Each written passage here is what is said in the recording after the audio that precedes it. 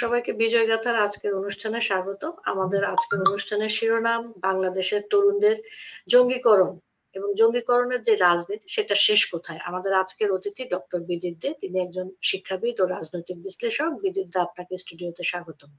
ধন্যবাদ লোচন। দর্শকদেরকে জানাচ্ছি যে আমাদের আরেকজন অতিথি ছিলেন, তিনি ছিলেন বাংলাদেশ ছাত্রলীগের সম্পাদক আর সভাপতি, তিনি ছিলেন সাদ্দাম হোসেন। একটি অনিবার্য কারণে উনি এখনো যোগ দিতে পারেননি। আমরা আশা করছি যে উনি হয়তো কাজটি শেষ হলে হয়তো যোগ দিতে পারবেন। আজকে যদি উনি যোগ দিতে না পারেন, অন্য কোনো প্রোগ্রামে এসে তিনি আপনাদের মুখোমুখি হবেন। আমি অনুষ্ঠানের শুরুতে যেটা বলছিলাম যে বাংলাদেশের তরুণদের জঙ্গিকরণের রাজনীতি শেষ কোথায়। আপনারা সেই 5ই আগস্ট থেকেই দেখে আসছেন, গত বছরের 5ই আগস্টের আগে পরে থেকে দেখে আসছেন যে তরুণদের বিভিন্ন রকমের আস্ফালন, এবং সেটা অনেকটা দেখা যাচ্ছে যে এক্সট্রিমিস্ট এক ধরনের আচরণ তাদের মধ্যে দেখা যাচ্ছে। তারা বিভিন্ন ধরনের এক্সট্রিমিস্ট পতাকা নিয়ে, বিভিন্ন ধরনের স্লোগান দিয়ে বিভিন্ন জায়গায় কথাবার্তা বলছে, এবং তারা খেলাফত টেলাফত এসব শব্দ উচ্চারণ করছে। এইসব অবস্থায় এই সামগ্রিক বিষয় নিয়ে আজকে, এবং আপনারা জানেন যে আমাদের এই মুহূর্তে দেশে কি হচ্ছে, গোপালগঞ্জে কি হচ্ছে, সেসব নিয়ে আমরা ডক্টর বিদিতের সাথে আজকে একটা সংক্ষিপ্ত আলোচনা করব। ডক্টর বিদিত, আমি যেটা বলছিলাম 5ই আগস্টের পর থেকে আপনি নিজেও দেখেছেন এই যে শিক্ষা প্রতিষ্ঠানের তরুণদের, বিভিন্ন শিক্ষা প্রতিষ্ঠানের তরুণদের এই যে এক ধরনের প্রতারণার শিকার হওয়া এবং রাজাকার রাজাকার স্লোগান দিয়ে রাস্তায় নেমে আসা এবং দেশ বিধ্বংসী নানা কাজ করা, এর পিছনে মনস্তাত্ত্বিক এবং রাজনৈতিক সামাজিক কি ধরনের প্রেক্ষাপট আপনি দেখেছেন বলে আপনার একজন শিক্ষাবিদ হিসেবে মনে হচ্ছে? ধন্যবাদ লোচন। আপনি একটি খুব সুন্দর একটি শব্দ ব্যবহার করেছেন, সেটা হচ্ছে প্রতারণা। আমার মনে হয় গত বছরের জুলাই আগস্ট, এবং আমার সাথে আমি সম্পূর্ণরূপে কনফিডেন্টলি বলতে পারি দেশের সংখ্যাগরিষ্ঠ জনগণ এখন একই রকম মতামত পোষণ করবেন যে দেশের সাথে একটি বড় ধরনের প্রতারণা হয়েছিল গত জুলাই আগস্ট মাসে। এবং সেই পথ ধরে আমরা দেখতে পেয়েছি যে গত 12 মাসে যেই নেতৃত্ব, যারা কিনা জুলাই আগস্ট মাসের আন্দোলনের নেতৃত্ব দিয়েছেন, তাদের কার্যক্রমকে গত 12 মাসে আমরা যদি পর্যবেক্ষণ করি এবং বিশ্লেষণ করি, তাহলে দেখব যে তাদের মধ্যে যে রাজনৈতিক, যেই বুদ্ধিবৃত্তিক, যে ম্যাচিউরিটি বা যেই ধরনের জ্ঞান গরিমা, যেই ধরনের ব্যবহার, সবকিছু মিলে যেই পার্সোনালিটি থাকা দরকার, একটি সুস্পষ্ট, একটি সুনির্দিষ্ট এবং সেই সাথে একটি সুপরিকল্পিত রাজনৈতিক পরিবর্তনকে সূচিত করার জন্য এবং নেতৃত্ব দেওয়ার জন্য, সেটি তারা করতে ব্যর্থ হয়েছেন। এবং সেটি আমরা উত্তরোত্তর বুঝতে পারছি যে তারা সেটি করতে সক্ষম নন। তারা বিরোধিতা করছেন সংবিধানের, তারা বিরোধিতা করছেন আমাদের প্রচলিত ব্যবস্থার, তারা বিরোধিতা করছেন আমাদের জাতীয় সঙ্গীতের, তারা বিরোধিতা করছেন আমাদের আন্তর্জাতিক সম্পর্কের যে মূলনীতিগুলো আছে সেগুলোকে। তো তারা সবকিছুকে বিরোধিতা করছেন, কিন্তু তারা কোনো বিকল্প এবং সেই সাথে একটি সুনির্দিষ্ট পরিকল্পনা প্রণয়ন করতে ব্যর্থ হয়েছে। তারা বলছেন জুলাই ডিক্লারেশন বা জুলাই অ্যানাউন্সমেন্ট, এবং সেগুলো আমরা বুঝতে পারছি সেগুলো এক ধরনের অ্যানার্কিস্ট এজেন্ডা। আমি এই বিষয়টি আপনার মাধ্যমে দেশবাসীকে বলবো যে আমরা যদি রাজনৈতিক পলিটিক্যাল সায়েন্সের পার্সপেক্টিভে যদি এদেরকে বিশ্লেষণ করি, তাহলে আমরা দেখব যে এরা কনস্ট্রাকটিভ কোনো পলিটিক্যাল ফোর্স নয়, বরং এরা অ্যানার্কিস্ট। এবং এই ধরনের অ্যানার্কিস্ট বিশ্বের বিভিন্ন সময়ে বিভিন্ন রাজনৈতিক পথ চলাতে এসেছিল, এবং এসে তারা সেইগুলোকে বিভিন্ন খাতে পরিচালিত করেছিল, এবং এর মধ্য দিয়ে সেই দেশের বা সেই সময়ের অনেক ক্ষতি সাধন করেছিল। এরকম কিছু হঠকারী উদাহরণ আমি যদি ঐতিহাসিক প্রেক্ষিতে দেই, আপনি নিশ্চয়ই ইয়াং টার্কদের কথা জানবেন, আমরা যাদেরকে তরুণ তুর্কি বলি। 1908 সালের পরে তারা অটোমান সাম্রাজ্য, অটোমান রাজতন্ত্রের ওপর পূর্ণ কর্তৃত্ব প্রতিষ্ঠা করে, এবং এর পথ ধরে দেখা যায় যে তাদের হঠকারী সিদ্ধান্তের জন্য একের পর এক বিপর্যয়ের সম্মুখীন হয় অটোমান সাম্রাজ্য। তারা জেনোসাইডাল ছিল, আর্মেনিয়ার যেই বিখ্যাত, যেই কুখ্যাত যে জেনোসাইড, সেটি তাদের পরিকল্পনা ছিল, এবং তাদের হঠকারিতার জন্যই কিন্তু তুরস্ককে প্রথম বিশ্বযুদ্ধে সংযুক্ত হতে হয়েছিল। এবং এর পরিণতি কি হয়েছে আমরা সবাই জানি।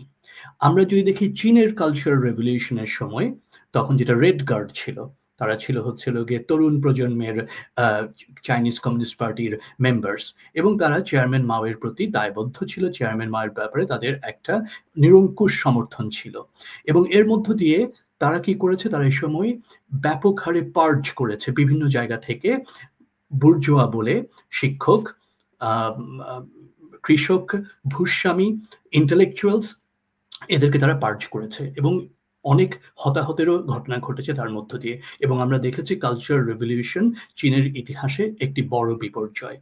এবং শেষ বিষয়টি অত্যন্ত গুরুত্বপূর্ণ, সেটি হচ্ছে গিয়ে আপনার, আমরা যদি মনে করি বা আমরা সবাই জানি 30-এর দশকে জার্মানিতে যারা কিনা ছিল হিটলার ইয়ত বাহিনী, এবং তারা একই রকম ভাবে অতি বিপ্লবী বুলি দিয়ে তারা সংখ্যালঘু সম্প্রদায়ের উপর আক্রমণ করেছে, তারা বুদ্ধিবৃত্তিক চর্চাগুলোকে ব্যাহত করেছে এবং সেই সাথে তারা একটা ফ্যাসিস্ট রেজিমকে স্টাবলিশ করতে নিয়ামক ভূমিকা পালন করেছে।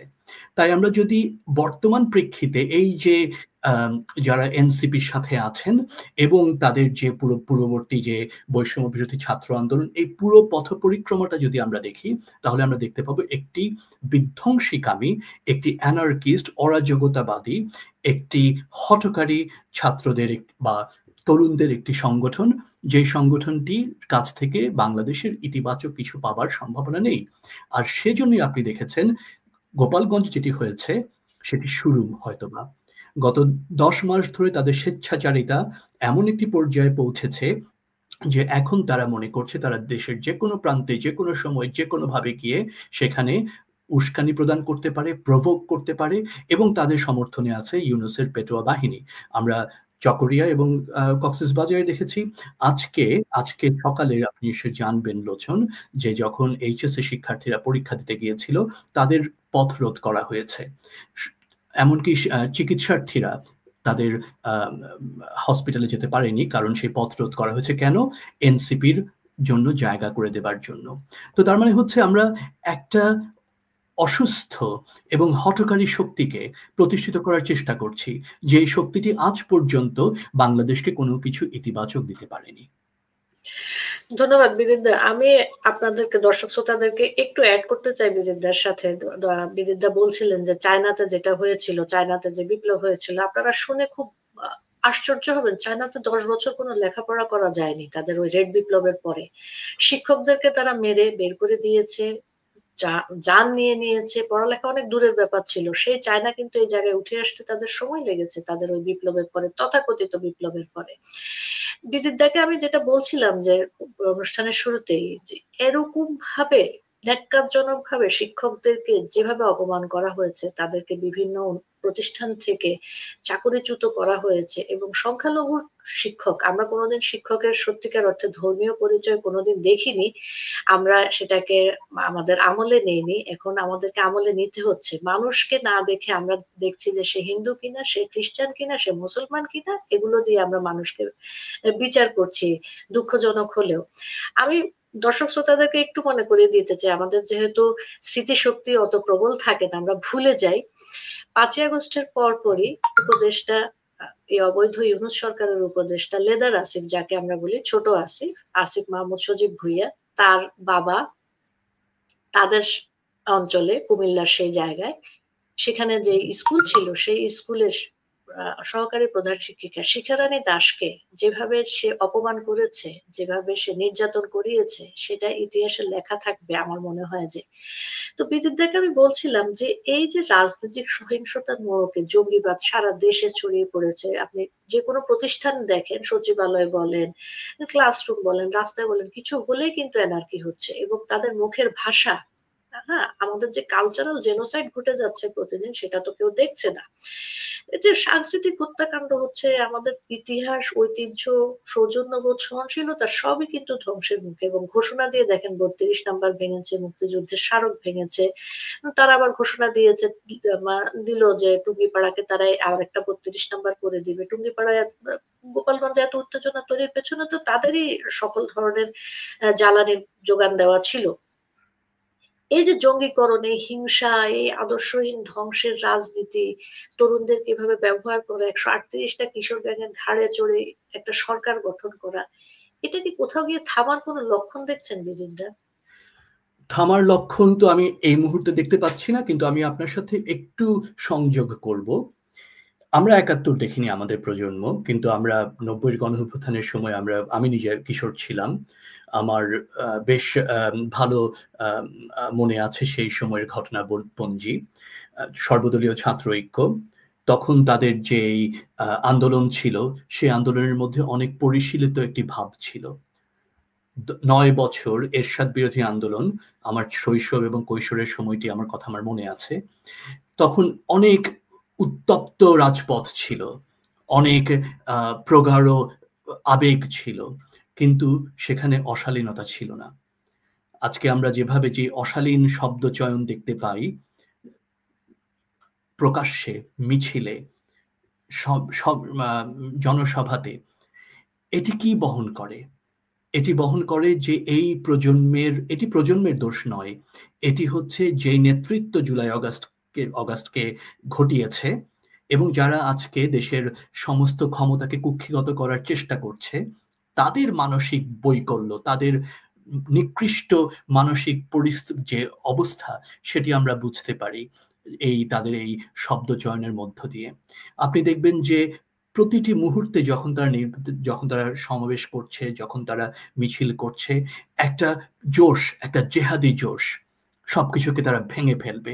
তারুণ্যের সেই উদ্যম থাকতেই পারে, তারুণ্যের সেই শক্তি থাকতেই পারে, কিন্তু সকল তারুণ্যই কিন্তু প্রগতিশীল নয়, সকল পরিবর্তন কিন্তু প্রগতিশীল নয়। এবং অনেক পরিবর্তন, অনেক তারুণ্যের শক্তি বিফলে গেছে, বিপথে গেছে, যেটা আমি আপনাকে আগে বলেছি। আর সেই প্রসঙ্গ থেকে বলবো যে এই পরিস্থিতিতে কারা সবচেয়ে বেশি বেনিফিট পেতে পারে, এবং এই নেতৃত্বের মধ্যেই আমরা তা দেখতে পাচ্ছি, সেটা হচ্ছে উগ্রবাদীরা, যারা চাইছে বাংলাদেশে একটি এমন অস্থিতিশীল অরাজকতা সৃষ্টি হোক, যেটি গত ১০-১৫ বছরে আমরা দেখেছি। আইএস ছিল বাংলাদেশে, বাংলা ভাই ছিল বাংলাদেশে, সেগুলো কিন্তু সম্পূর্ণরূপে চলে যায়নি। আমরা হিজবুত তাহরিকে সংগঠিত হতে দেখেছি। তো এর মধ্য দিয়ে, এবং গতকালকে আমরা যখন জামাতে ইসলামীর যে ব্যাপক শোডাউন দেখলাম, তাতে বোঝাই যাচ্ছে যে ধর্মীয় মৌলবাদী স্বাধীনতার বিপক্ষের শক্তি গত ১ বছরে সবচেয়ে বেশি শক্তি সঞ্চয় করেছে। এবং এটি একটি ওয়েক আপ কল আমাদের পুরো জাতির জন্য, যে যারা জুলাই অগাস্টেও বুঝতে পারেননি যে আসলে দেশ কোন দিকে যাচ্ছে, এই মুহূর্তে দাঁড়িয়ে এই এনসিপির কার্যক্রম দেখে, তাদের ভাষা দেখে, তাদের শব্দ চয়ন দেখে, এবং সেই সাথে জামাতে ইসলামীর আস্ফালন দেখে তাদের বোঝা উচিত এখন যে আসলে বাংলাদেশ এখন কোথায় আছে এবং কোথায় যাচ্ছে। লোচন, আপনি মিউটে আছেন। আমরা শিক্ষা নিয়ে কথা বলছিলাম বিদিকদা। শিক্ষা নিয়ে তো আমাদের অনেক আলোচনা হয়েছে। আমরা নিজেরা ইউনিভার্সিটিতে পড়েছি। আমাদের আগের যেই ব্যাচ ছিল, বা ৯০ এর পরেই যে ব্যাচ ছিল, বা ৯০ এর আগে যে ব্যাচ ছিল, আমরা খুব হাসাহাসি করতাম যে আদু ভাই হয়ে গেছে। হ্যাঁ, যে তখন ৩ বছরের অনার্স ছিল, ৩ বছরের অনার্স ৭ বছর ৮ বছরেও শেষ হতো না। তারপরে যখন আমরা ইউনিভার্সিটিতে ঢুকলাম, আমরা ৪ বছরের অনার্সের ফার্স্ট ব্যাচ। সে সময় কিন্তু আওয়ামী লীগ এলো এবং তারা বিশ্বের সাথে সামঞ্জস্য রেখে ৪ বছরের অনার্স চালু করলো। এই গত ১৫ বছরে ১৬ বছরে আপনি কি সেশন জট, আপনি একজন শিক্ষক মানুষ, ঢাকা ইউনিভার্সিটিতে সেশন জট, তারপর ইউনিভার্সিটি বন্ধ, এই ধরনের জিনিসপত্রকে খুব র্যান্ডমলি শুনতে পেয়েছেন? এটি অত্যন্ত একটি গুরুত্বপূর্ণ কথা বলেছেন আপনি, যে আমরা অনেকেই বলি যে এরশাদের বড় অবদান আমাদের শিক্ষা ব্যবস্থায় হচ্ছিল গিয়ে অসহনীয় সেশন জট। আমাদের পূর্ব প্রজন্মের শিক্ষার্থীরা সেটি পেয়েছে। আমরা অত্যন্ত ভাগ্যবান। আমরা যারা ৯০ এর শেষের দিকে আমরা যারা ঢাকা বিশ্ববিদ্যালয়ে ছিলাম, আমরা দেখেছি আস্তে আস্তে বিষয়টিকে অনেকটাই কন্ট্রোলে নিয়ে আসা হয়েছিল, পার্টিকুলারলি একে আজাদ চৌধুরী স্যারের সময় ৯৬ থেকে ২০০১ পর্যন্ত খুব রেগুলারাইজড হয়ে গিয়েছিল। এবং তার পরবর্তী সময় আমি বলবো যে যদিও ২০০১ থেকে ২০০৬ অত্যন্ত রাজনৈতিকভাবে একটা ভোলাটাইল টাইম ছিল, অনেক রকম রাজনৈতিক সহিংসতা হয়েছে সেই সময়, তারপরে ঢাকা ইউনিভার্সিটির একটা কন্টিনিউয়েশন ছিল, এবং যেটা আমি ১-১১ গভর্নমেন্টের একদমই পক্ষে না, এবং আমি মনে করি তারা একটা কর্তৃত্ববাদী সামরিক শাসকদের, সামরিক বাহিনীর সমর্থনপুষ্ট সরকার, কিন্তু তারপরেও তারা এটাকে কন্টিনিউ করেছে। এবং সেই সময় ২ বছরে আপনার মনে আছে নিশ্চয়ই যে ঢাকা ইউনিভার্সিটি একটা ইনসিডেন্ট হয়েছিল সেনাবাহিনীর সাথে ছাত্রদের, ওটা বাদ দিলে ঢাকা ইউনিভার্সিটিতে কোনো রকম কোনো সমস্যা হয়নি। তো মোটামুটি বলতে গেলে গত ১৫ বছর এবং তারও আগের সময় থেকে ঢাকা ইউনিভার্সিটি বা অন্যান্য যে মেজর ইউনিভার্সিটিগুলো আছে, পাবলিক ইউনিভার্সিটিগুলো আছে, সেখানে একটা নিয়মতান্ত্রিক, একটা সিস্টেমেটিক একটা প্রক্রিয়া চলে আসছে। কিন্তু এখন আমরা দেখতে পাচ্ছি সেটি আবার বিভিন্নভাবে বাধাগ্রস্ত হচ্ছে। এবং আমরা বিদ্যা ইয়েতে ছিলাম, আর্টস ফ্যাকাল্টিতে ছিলাম। কমার্স ফ্যাকাল্টিতে কিন্তু 12 মাসে বছর ছিল না। যখন সেশন জট খুলে গেছে, কমার্স ফ্যাকাল্টিতে কিন্তু 9 মাসে বছর হয়ে গিয়েছে। কারণ তাদের সম্পূর্ণভাবে সেমিস্টার পদ্ধতি ছিল কমার্স ফ্যাকাল্টি। তো আমরা কিন্তু ভুলে যাই, আমরা কথায় কথায় বলি যে কি করেছে, কি দিয়েছে, কেন দিয়েছে, এই করেছে, বাক স্বাধীনতা ছিল না, অমুক ছিল না। ক্যাম্পাস কিন্তু সহিংসতা মুক্ত এভাবে চলেছে। মানুষজন কিন্তু সময়ের পাস সময় করে বের হয়েছে। আমরাও কিন্তু বের হয়েছি সময়, পরীক্ষা সময় দিয়ে। গত 11 মাসে কোনো ক্লাস পরীক্ষা ঠিক মতো হওয়ার কিন্তু কোনো নমুনা দেখা যাচ্ছে না। এই যে ঘৃণার একটা সতেজ বাহক হয়ে তরুণেরা ছুটছে এবং প্রতি কথায় এবং বিরুদ্ধে, আমার খুব আশ্চর্য লাগে তারা কোন বাবা মা যাদের, যেই বাবা মার সন্তানেরা এই ধরনের শব্দ উচ্চারণ করছে এবং প্রতি রাতে তারা রাস্তায় আসছে। আমরা তো সন্ধ্যার পরে কোনোদিন বাইরে থাকতে পারিনি। পড়ালেখার তো একটা নিয়ম আছে। কোন সেই মানুষ যারা সন্ধ্যার পরে বাইরে থেকে এই ধরনের কাজকর্ম, এই ধরনের শব্দ উচ্চারণ করে আন্দোলন আন্দোলন খেলছে, ছিনতাই করছে, রাহাজানি করছে, সেই বাবা মা কারা? সেই বাবা মাদেরকে আমার দেখার খুব ইচ্ছা জাগে। আপনার এই ধরনের কোনো আহ পর্যবেক্ষণ আছে যে এরা কোন শ্রেণীর থেকে উঠে এসেছে এবং এদের বাবা মারা কিরকম? আমি যেটা বলবো যে আমি বাংলাদেশের ব্যাপারে আমার নিজে বাংলাদেশে অবশ্যই বিরাট, মানে আমি যদিও অনেকদিন ধরে প্রবাসে আছি, কিন্তু আমার সবসময় মনে হয় যে আমরা বাঙালিরা, হ্যাঁ, একটা কথা আছে হিন্দিতে বলে যে পেয়ার হোনা হ্যায় তো বাঙালি মে আর গালিয়া দেনা হ্যায় তো উর্দু মে। তো যেটা হচ্ছে বাংলার ব্যাপারে কিন্তু একটা সবার একটা ধারণা আছে যে বাংলা অত্যন্ত একটি মিষ্ট ভাষা, বাংলা একটি প্রমিত ভাষা, বাংলা হচ্ছে কাব্যের ভাষা, সাহিত্যের ভাষা, ভালোবাসার ভাষা। আর দুঃখ হচ্ছে সেখানেই, সেটা হচ্ছে যে আজকে আমাদের যে একটা কালচার অফ ডিসেন্সি ছিল, কালচার অফ রেসপেক্ট ছিল, কালচার অফ মিউচুয়াল আন্ডারস্ট্যান্ডিং ছিল, সেখান থেকে বেরিয়ে এসে এই গোষ্ঠীটি আজকে একটা উন্নাসিক অশ্লীল সংস্কৃতিকে সৃষ্টি করেছে। এখন যে ধরনের শব্দ তারা ব্যবহার করছে, সেই শব্দটি আমরা আমাদের বিশ্ববিদ্যালয় জীবনে ওপেনলি রাস্তায় এই ধরনের শব্দ ব্যবহার করার কথা কল্পনাও করতে পারতাম না। আজকে তারা করছে, তারা মিছিল করছে, সেগুলো দিয়ে মাইক দিয়ে ব্যবহার করছে। তার মানে আপনি বুঝতে পারেন যে তারা সংস্কৃতিটাকে কোথায় নিয়ে যাচ্ছে। আবার আপনি পরীক্ষার কথা বললেন যে আজকে এসএসসি এইচএসসি ছাত্ররা পরীক্ষায় ফেল করার পর তারা মিছিল করছে, তাদেরকে পাশ করিয়ে দেওয়া হোক। তার মানে এই জুলাই অগাস্টটা, যদি কেউ বলেন, যেটা অনেকেই বলতেন যে পরিবর্তনের স্বপ্ন দেখছেন, হ্যাঁ, আপনাদের সেই স্বপ্নের পরিবর্তন হয়েছে, কিন্তু সেই পরিবর্তনটি হয়েছে নেতিবাচক দিকে। সেই পরিবর্তন ইতিবাচক হয়নি। আমরা সময়ের সাথে এগোইনি, বরঞ্চ আমরা একটা অন্ধকার সময়ের দিকে চলে গিয়েছি। এবং গত 12 মাসে আমরা বারবার আমরা বুঝতে পারছি যে একটা অন্ধকার পাথর সময় আমাদেরকে গ্রাস করছে। বিরুদ্ধে অনেক ছাত্রছাত্রী পরীক্ষা দিতে পারছে না এবং আমরা ইতিমধ্যে দেখলাম গোপালগঞ্জে কিন্তু পরীক্ষা স্থগিত করা হয়েছে এবং গত 11 মাসে 12 মাসে রাজনৈতিক পরিচয় ধরে বিন্দুমাত্র সন্দেহ হয়েছে যে সে হয়তো আওয়ামী লীগের রাজনীতির সাথে জড়িত, তার বয়স যেমনই হোক তাকে কিন্তু পরীক্ষা দিতে দেওয়া হয়নি। আমাদের অসমর্থিত সূত্র অনুযায়ী একটা হিসাব এসেছে যে 4 লাখের উপরে মানুষ বিভিন্ন শিক্ষা প্রতিষ্ঠান এবং বিভিন্ন ধরনের কম্পিটিটিভ পরীক্ষায় তারা কোনোভাবে অংশগ্রহণ করতে পারছে না। সম্প্রতি একটা বিশেষ বিসিএস হয়েছে, সেখানেও অনেকে অংশগ্রহণ করতে পারেনি। এই যে একটা চলমান প্রক্রিয়া, এই প্রক্রিয়াকে কি আপনার মনে হয় যে এটা কি বলবো, এক ধরনের ক্লিনজিং চলছে? হ্যাঁ, এটা এটা এবং এগেইন এটা আরেকটি এটা কি সুপরিকল্পিত ঘটনা, নাকি এটা তাদের অদক্ষতার জন্য, অব্যবস্থাপনার জন্য হচ্ছে, সেটি হচ্ছে আমাদের শিক্ষা ব্যবস্থাটিকে সম্পূর্ণরূপে ধ্বংস করা হচ্ছে। বিশেষত মেইন স্ট্রিম যারা কিনা বাংলা মিডিয়ামের ছাত্রছাত্রীরা আছেন, তারা এর জন্য সবচেয়ে বড় ভুক্তভোগী এবং এর সবচেয়ে বেশি ক্ষতিগ্রস্ত হচ্ছেন তারা। তাদের যে রেগুলার লেখাপড়া সেটা বন্ধ হচ্ছে, তাদের পরীক্ষাগুলো তারা ঠিক মতো দিতে পারছেন না, সেক্ষেত্রে পরীক্ষা ব্যবস্থাগুলোর সঠিক নিয়ন্ত্রণ হচ্ছে না। এতে করে যেটা হবে যে মধ্যবিত্ত যারা কিনা বাংলাদেশের সবচেয়ে প্রধান যেই মেইন স্ট্রিম যে লেখাপড়া, যে শিক্ষা ব্যবস্থার সাথে জড়িয়ে আছেন, তারা কিন্তু ডিসঅ্যাডভান্টেজড হবেন। কারা অ্যাডভান্টেজড হবেন? অলরেডি আমরা দেখেছি গত 15 বছরে একাধিক ক্ষেত্রে। আমার মনে হয় হাসনাত এরা অনেকেই মাদ্রাসা ব্যাকগ্রাউন্ড।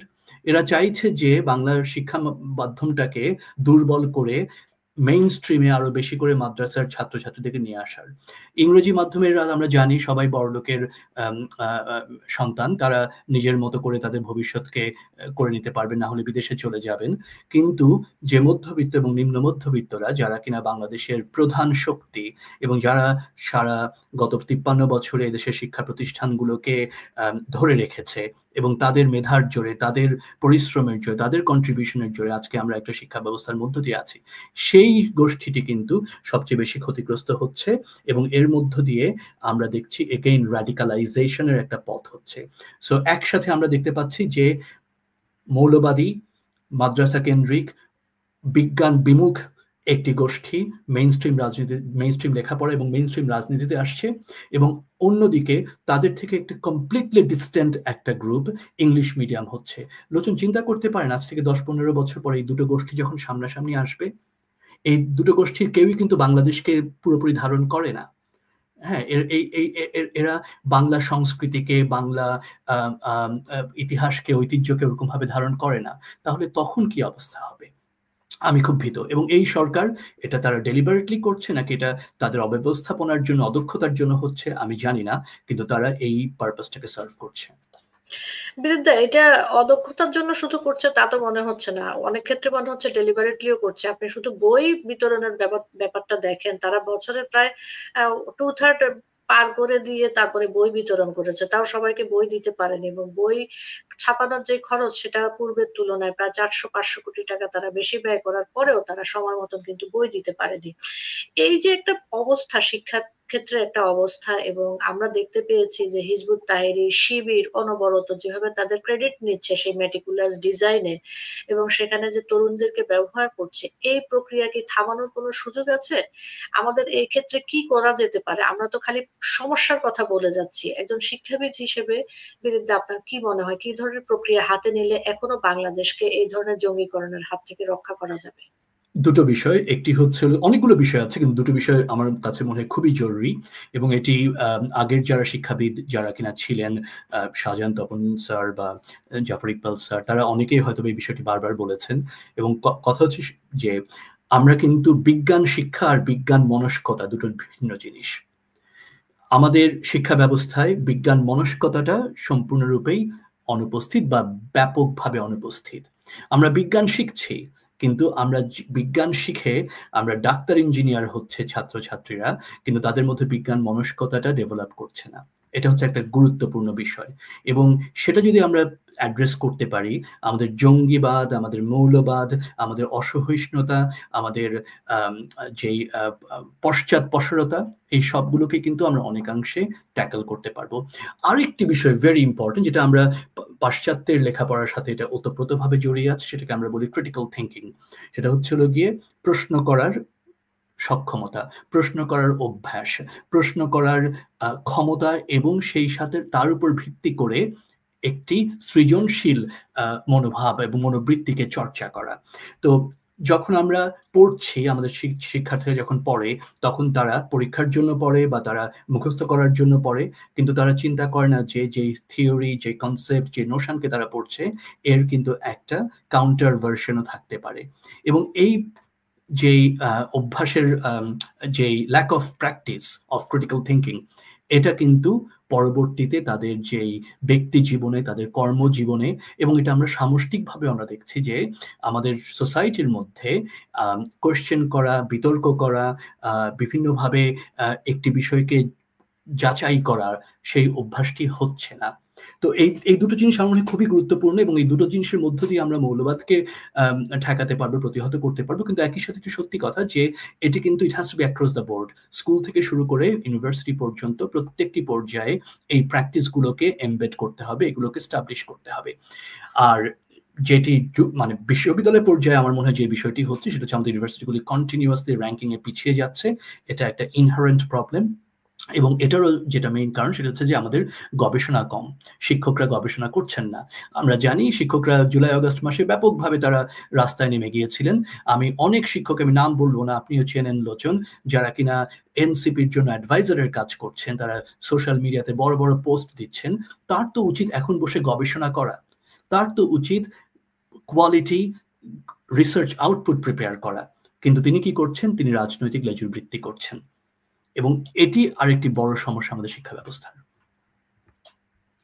এবং বিদ্যা, আপনি জানেন, অনেকেই জানেন যে বিশ্ববিদ্যালয়ের শিক্ষকদের বিভিন্ন রকমের তালিকা করা হচ্ছে।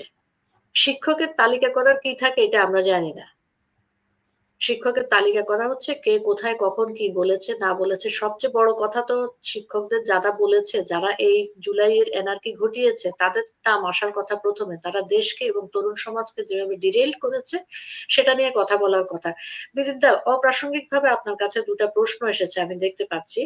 একজন জানতে চেয়েছেন যে গোপালগঞ্জে যা হচ্ছে এবং এভাবে নজিরবিহীন ভাবে কারফিউ চলছে, এটা নিয়ে কি আপনাদের শিক্ষক সমাজের কোনো আলাপ থাকবে কিনা? আপনারা কি আন্তর্জাতিক পর্যায় থেকে কোনো রকমের প্রভাব বিস্তার করার জন্য, বাংলাদেশের মানুষকে মুক্ত করার জন্য কোনো মতামত তৈরি করার কাজে ব্যাপৃত হবেন কিনা? আমাদের অ্যাক্টিভিস্ট কমরেডসরা তারা তারা বেশ সক্রিয় আছেন এ ব্যাপারে। আমার যতটুকু ধারণা, ইতিমধ্যেই টুইটারে international human rights federation, UN human rights watch, UN human rights foundation, amnesty south Asia থেকে শুরু করে যারা যে সমস্ত বিশ্বের যে সংগঠনগুলো আছেন যারা আন্তর্জাতিক প্রেক্ষিতে মানবাধিকার নিয়ে ডিল করেন, তাদেরকে করা হচ্ছে। আর পার্টিকুলারলি আমি যতটুকু জানি, ইউনাইটেড নেশনসকে অ্যাপ্রোচ করা হয়েছে টুইটে এবং বিভিন্ন আদার সোর্সেও, যে তাদের যে পিস কিপিং ফোর্স বাংলাদেশ সেনাবাহিনী, যেই সেনাবাহিনী সারা বিশ্বে সুনাম কুড়াচ্ছে এবং বিশ্বে তাদের একটি অবস্থানকে সৃষ্টি করেছে শান্তি রক্ষার জন্য, মানবাধিকার রক্ষার জন্য, কনফ্লিক্ট রেজলিউশনের জন্য, সেই সেনাবাহিনী আজকে আমাদের দেশের মানুষের ট্যাক্সের টাকায় কেনা গুলি মানুষের উপর চালাচ্ছে। তো United Nations should respond to this, যেই সেনাবাহিনী তার নিজের দেশের লোকজনের সাথে কিভাবে ডিল করতে হয়, ক্রাউড কিভাবে হ্যান্ডেল করতে হয় সেটা জানে না, যেই সেনাবাহিনী নিরস্ত্র জনগণের ওপরে গুলি ছোড়ে, লাইভ অ্যামিউনিশন ছোড়ে, তাহলে সেই সেনাবাহিনী কি করে ইউনাইটেড নেশনসের পিস কিপিং করবেন? তো আমরা সেগুলো বলছি, আমাদের অ্যাক্টিভিস্টরা বলছেন, আমি যতটুকু জানি সময় আসবে যখন কিনা আমরা একতাবদ্ধভাবে যারা কিনা আমরা পেশাজীবীরা আছি বিশ্বের বিভিন্ন প্রান্তরে, আমরা একত্রিত হয়ে আমরা এর বিরুদ্ধে আরো সোচ্চার বক্তব্য পরিবেশন করব। লাস্ট প্রশ্ন বিরুদ্ধে, এটাও একটা অপ্রাসঙ্গিক প্রশ্ন, এটা শিক্ষার সাথে জড়িত না। এখানে বলা হচ্ছে যে আজ আমরা দেখেছি যে বিদেশি চুক্তির নামে বন্দোবস্ত হচ্ছে খনিজ সম্পদ, বন্দর, আমদানি রপ্তানি, শ্রমশক্তি, অর্থনীতি, এগুলোর উপর এক ধরনের প্রভাব বিস্তার করার চেষ্টা করা হচ্ছে। এগুলোর পেছনে কি ইউনূস সরকারের ব্যক্তিগত অর্থনৈতিক স্বার্থ কাজ করছে? আমাদের সার্বভৌমত্ব কার হাতে? খুবই একটি গুরুত্বপূর্ণ প্রশ্ন, এবং যদিও এটি অপ্রাসঙ্গিক, কিন্তু এই বিষয়েও আমাদেরকে অনেক কথা বলতে হবে। আমরা সম্ভবত বিশ্বের খুব বিরল একটি জাতির মধ্যে একজন। আমরা জানতে পারি যে একটি চুক্তি হয়েছে, যে চুক্তির সাথে জড়িয়ে আছে আমাদের সবচেয়ে সফল রপ্তানিমুখী যে শিল্পটি আছে, গার্মেন্টস শিল্প, সেটি আছে, এবং সেটার জন্য একটা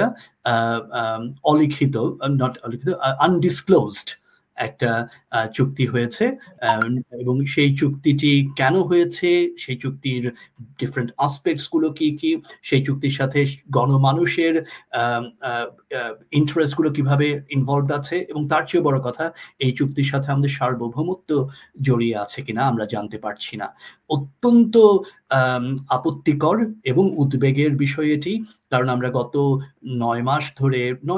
7 মাস ধরে আমরা কিন্তু শুনছি, এই বছরের শুরু থেকেই করিডোরের কথা শুনছি, আমরা মিয়ানমারকে ঘিরে একটা বিশেষ অঞ্চল তৈরির কথা শুনছি, অবশ্যই আপনি মেনশন করেছেন যে বন্দরের কথা।